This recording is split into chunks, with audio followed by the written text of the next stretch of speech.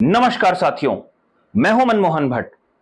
बाहर से आकर देहरादून में कुकर्म करने वाले कुख्यात लोगों को उत्तराखंड में कौन राजनीतिक संरक्षण दे रहा है, यह सवाल खड़ा हो गया है देहरादून के सबसे बड़े बिल्डर्स में से एक सत्येंद्र साहनी की आत्महत्या के बाद।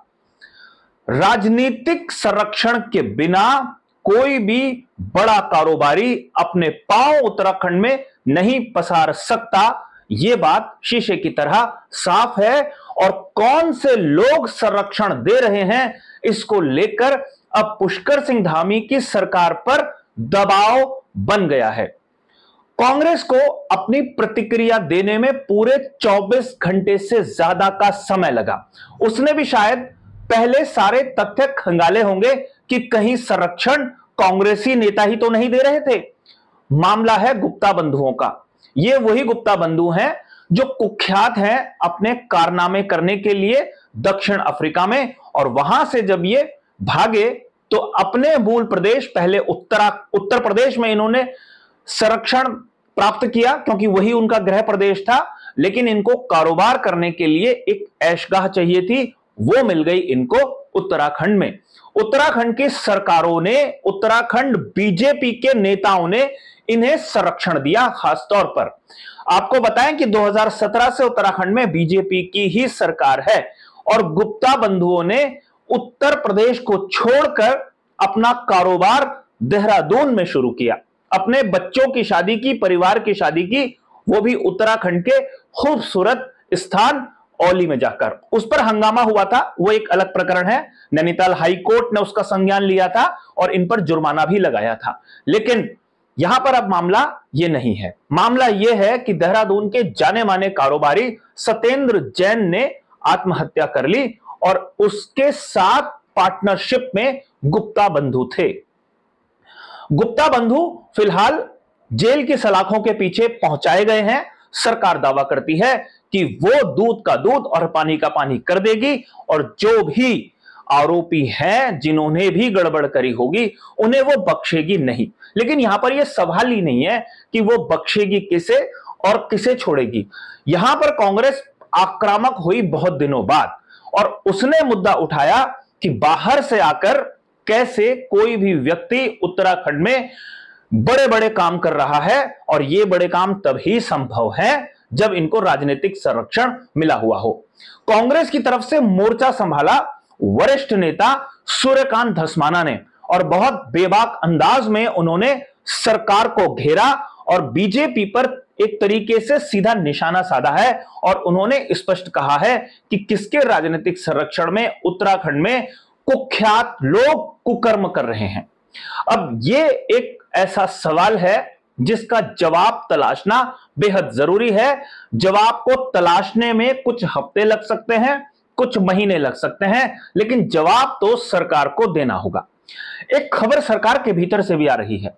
सरकार के भीतर खबर यह है कि जिस तरीके से सरकार की किरकिरी हुई है, उस किरकिरी को दूर करने के लिए जांच तो सरकार को करानी ही पड़ेगी। और जिस तरीके से गुप्ता बंधुओं में 2 लोगों को जेल के सलाखों के पीछे पहुंचाया है, इतने से भर से काम नहीं चलेगा, क्योंकि मामला सिर्फ लॉ एंड ऑर्डर का नहीं है बल्कि राजनीतिक संरक्षण का है। इसलिए खबर सरकार के भीतर से आ रही है कि वो गुप्ता बंधुओं के साथ जिन जिन का कारोबारी रिश्ता उत्तराखंड में है, उन सबकी जांच कराने जा रही है। गोपनीय रूप से पुलिस को शायद इस बात का संकेत दे दिया गया है। किस तरीके से पुलिस छानबीन करेगी, किस तरीके से पुलिस जांच करेगी, यह बात का विषय है। फिलहाल गुप्ता बंधुओं के साथ जिन लोगों के भी कारोबारी रिश्ते हैं, उनकी जांच संभव है। और यह बात मैं नहीं कह रहा हूं, यह बात सरकार की तरफ से सूत्र बता रहे हैं कि कुछ ऐसा होने जा रहा है। सरकार पर हमला कांग्रेस कर रही है और कांग्रेस के सवालों का जवाब बीजेपी को देना है। एक चिट्ठी भी वायरल हो रही है इस बीच कि किस तरीके से बीजेपी की सरकारों ने संरक्षण दिया गुप्ता बंधुओं को, बकायदा जेड सिक्योरिटी इन गुप्ता बंधुओं को दी। उन गुप्ता बंधुओं को यह सिक्योरिटी दी जो दक्षिण अफ्रीका से बड़ा फ्रॉड करके भागे थे और उत्तर प्रदेश में संरक्षण इनको पहले मिला, वहां से शायद इनको लगा कि अपना बहुत ज्यादा कारोबार वो बढ़ा नहीं पाएंगे, इसलिए इन्होंने उत्तराखंड का रुख किया और उत्तराखंड में राजनीतिक संरक्षण इनको हासिल हुआ। अब ये सारे पहलू हैं जिन पहलुओं पर जांच होगी कि किसके संरक्षण में यहां पर ये प्रॉपर्टी का बड़ा धंधा कर रहे थे, रियल एस्टेट का बड़ा धंधा कर रहे थे। और कांग्रेस ने जो आरोप लगाया है कि खनन के बड़े कारोबार में गुप्ता बंधु शामिल थे, और वो कहते हैं सूर्यकांत धस्माना कि बाहर से आकर लोग यहां पर कंपनियां बनाते हैं और यहां पर वो धंधा करते हैं, और जो लोग उत्तराखंड के रहने वाले हैं, जैसे सत्येंद्र साहनी का वो उदाहरण लेते हैं, उनको बाद में भगाने की कोशिश हो जाती है अपने राजनीतिक दबाव के कारण। तो ये कुछ ऐसे पहलू हैं जिस पर अब उत्तराखंड पुलिस का ध्यान जाएगा जरूर, क्योंकि राज्य सरकार ने इशारा पुलिस को कर दिया है कि जांच गंभीरता से होनी चाहिए।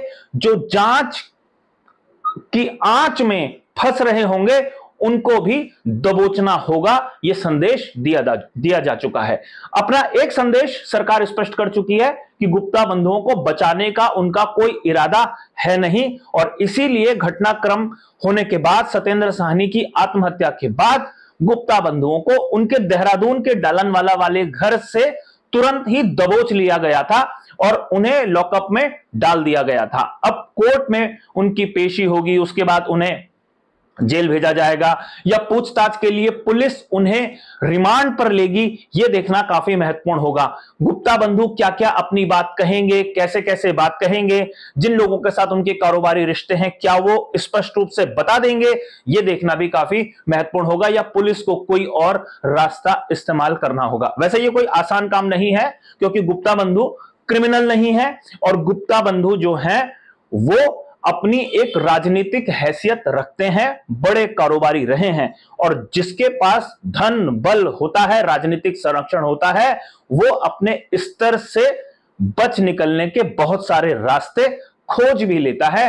अब गुप्ता बंधु क्या इस कारनामे के बाद, इस घटनाक्रम के बाद बच निकल पाएंगे, या उत्तराखंड सरकार, उत्तराखंड पुलिस कुछ ऐसे मामले, कुछ ऐसी जानकारियां इकट्ठी कर पाएगी जिससे गुप्ता बंधुओं पर शिकंजा कसा जा सके, और क्या वाकई में उत्तराखंड सरकार जो जांच की बात कर रही है वो निष्पक्ष हो पाएगी, और जो व्यक्ति आत्महत्या कर चुका है सत्येंद्र साहनी, क्या उसके परिवार को वास्तव में न्याय मिल पाएगा, यह देखना काफी महत्वपूर्ण होगा। और सवाल आखिर में मैं यही छोड़े जा रहा हूं, क्या वाकई में जांच हो पाएगी? जो कुकर्म करने के इरादे से कुख्यात लोग उत्तराखंड की धरती पर पहुंचे थे, क्या वाकई में उनको किसने राजनीतिक संरक्षण दिया है, इस बात का खुलासा हो पाएगा या नहीं हो पाएगा? अभी के लिए साथियों इतना ही। अगली रिपोर्ट में आपसे फिर मुलाकात होगी, तब तक इजाजत दीजिए। नमस्कार।